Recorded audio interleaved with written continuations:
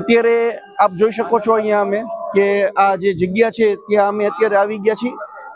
અત્યારે અહીંયા આ મંડપ અહીંયા તમે જોઈ શકો છો કે અહીંયા જે બધી વ્યવસ્થાઓ છે એ કરવામાં આવી છે અને અમારા નેવિલભાઈના નાનકડા લાડકડા એવા ભાઈ નિસર્ગભાઈના જે લગ્ન છે એ થવા જઈ રહ્યા છે। તો એને અનુલક્ષીને આજે મોરબીથી ખાસ અહીંયા અમે ચોઈલા ગામ આવ્યા છીએ। એમના આમંત્રણને માન આપી એમનું એક ભાવભીનું આમંત્રણ હતું।